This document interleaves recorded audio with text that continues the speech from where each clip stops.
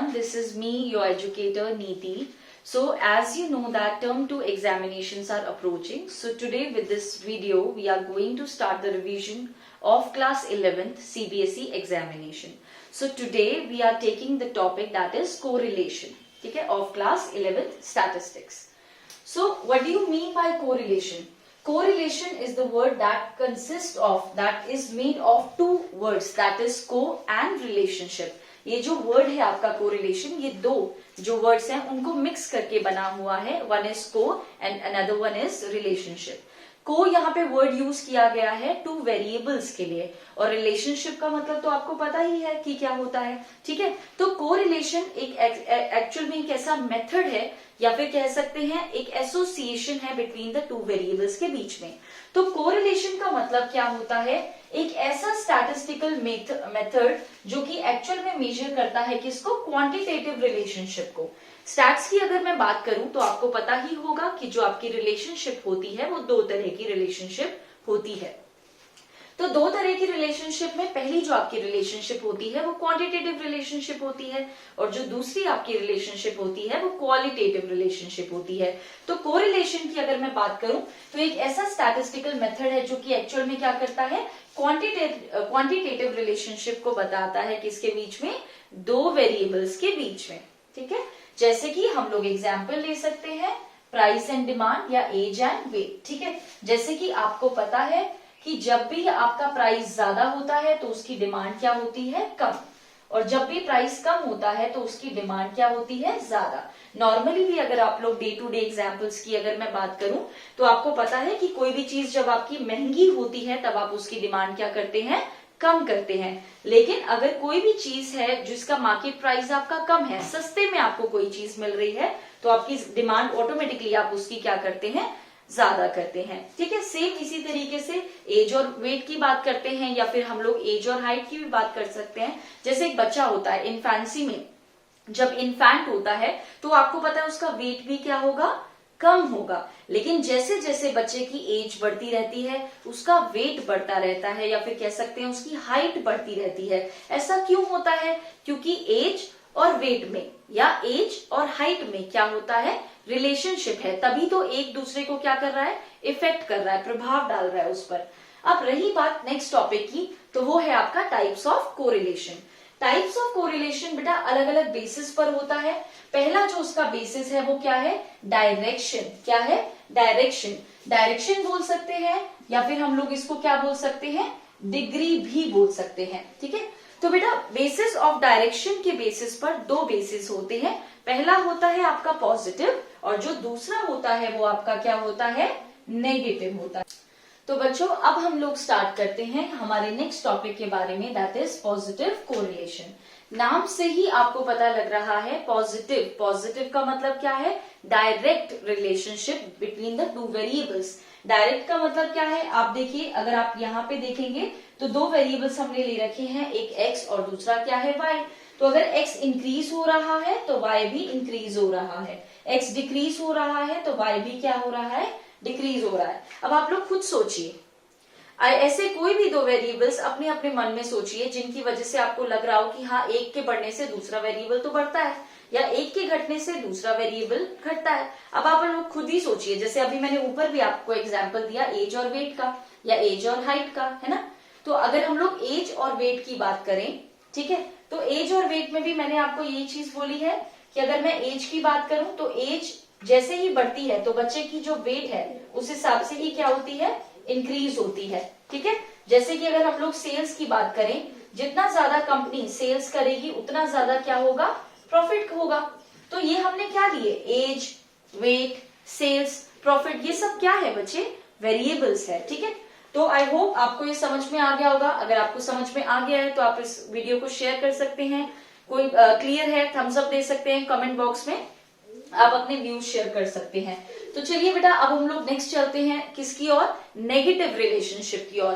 अच्छा, पहले हमने पढ़ा पॉजिटिव, अब हम लोग पढ़ रहे हैं नेगेटिव. तो यानी कि बिल्कुल क्या है? रिवर्स है.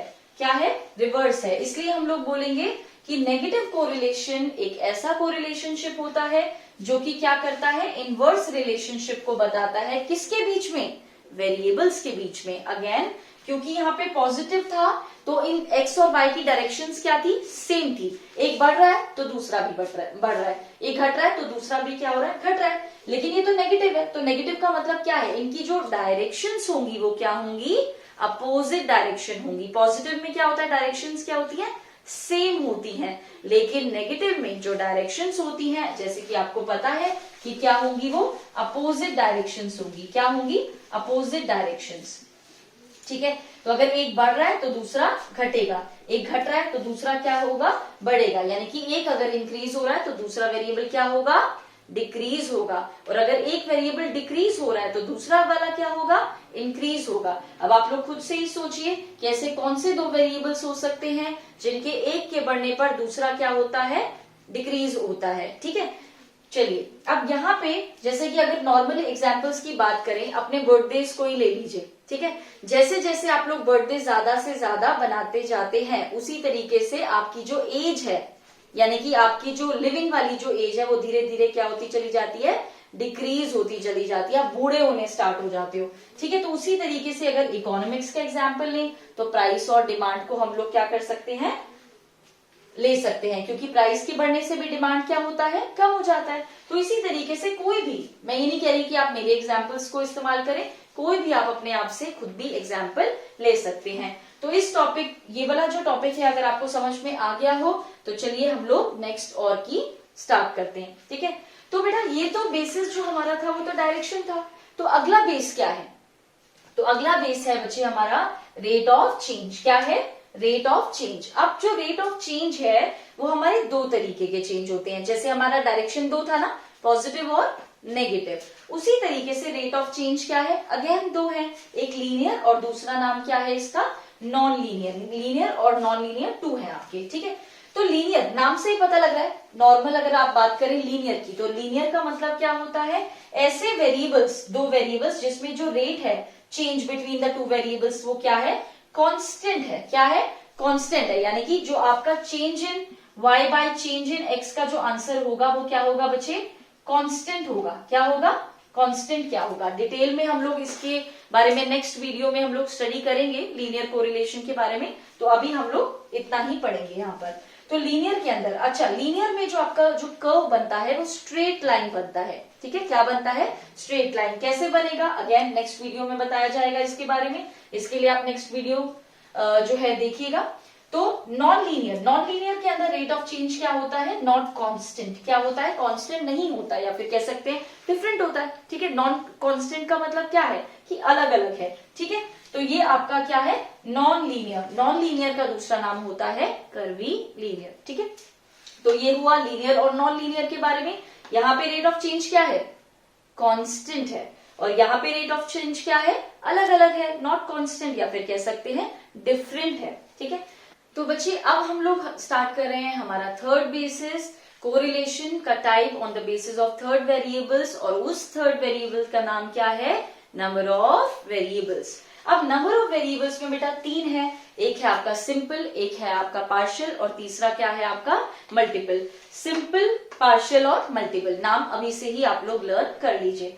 तो सिंपल कोरिलेशन का मतलब क्या होता है बेटा, जब आप रिलेशनशिप को बताते हो दो वेरिएबल्स के बीच में। ठीक है, जैसे कि अगर आप प्रोडक्शन ज्यादा करेंगे तो सामान ज्यादा बिकेगा, है ना, तो प्रोडक्शन लिया एक वेरिएबल और सेल्स ली दूसरी वेरिएबल्स। ठीक है, तो सिंपल कोरिलेशन का मतलब क्या है, जब हम लोग रिलेशनशिप या एसोसिएशन की बात कर रहे हैं, किसके बीच में, दो वेरिएबल्स के बीच में। एग्जाम्पल बहुत सारे हैं, आप लोग कर सकते हैं, बार बार रिपीटेडली मोड में वही चीज आ रही है। नेक्स्ट है पार्शियल और मल्टीपल। ठीक है, पार्शियल और मल्टीपल दोनों ही एक तरह के से सेम है एक तरीके से, लेकिन बस एक छोटा सा माइनर इनमें क्या है, डिफरेंस है। तो चलिए वो चीज देखते हैं जो दोनों में सिमिलर है।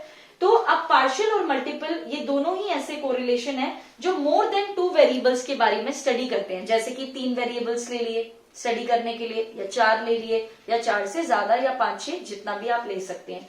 तो पार्शियल और मल्टीपल का मतलब यही है, जब आप रिलेशनशिप को डिफाइन करते हैं या रिलेशनशिप को बताते हैं between two variables, again between two variables. लेकिन जब पार्शियल की बात करते हैं, अच्छा अब हम लोगों ने फॉर एग्जांपल तीन वेरिएबल्स लिए, तो अगर हम लोग दो के बारे में बात कर रहे हैं, ये दो की रिलेशनशिप बता रहे हैं, तब जो तीसरा वाला जो वेरिएबल होगा उसको आप क्या मानेंगे, कांस्टेंट मानेंगे। जैसे कि हम लोग बात करते हैं कि जब दो बड़े बात कर रहे होते हैं तो छोटे वाले को नहीं बोलना चाहिए, तो वो छोटे वाले को नहीं बोलने का मतलब है जो थर्ड वेरिएबल है वो क्या रहेगा, कांस्टेंट रहेगा। ठीक है, तो इसका मतलब क्या है, जो वेरिएबल थर्ड होगा उसको आप क्या मानोगे, कांस्टेंट। इसको डिफाइन कैसे करते हैं बेटा, जैसे फॉर एग्जाम्पल एक्स और वाई, हम दो वेरिएबल्स के बीच में रिलेशनशिप को बता रहे हैं, तो यहाँ पे एक पॉइंट आता है, यहाँ पे पॉइंट और उसके बाद लिखा जाता है z।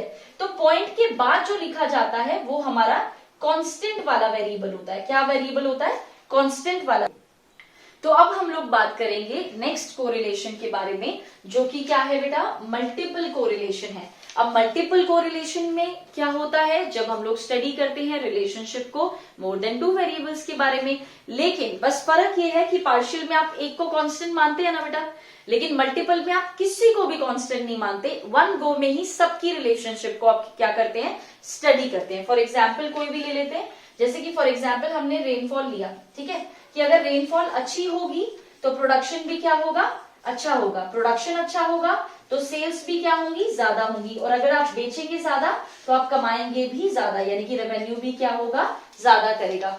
ठीक है, तो इसका मतलब एक साथ आपने कितने वेरिएबल्स को स्टडी किया, 4 को वेरिएबल्स को स्टडी किया, और हमने किसी भी वेरिएबल को कांस्टेंट नहीं माना है। तो बेटा ये आपकी वीडियो थी और ये आपका कंप्लीट आज की वीडियो का टॉपिक था। तो अगर आपको ये वीडियो पसंद आई हो तो आप इसको शेयर करें, लाइक करें और सब्सक्राइब करें हमारे चैनल को।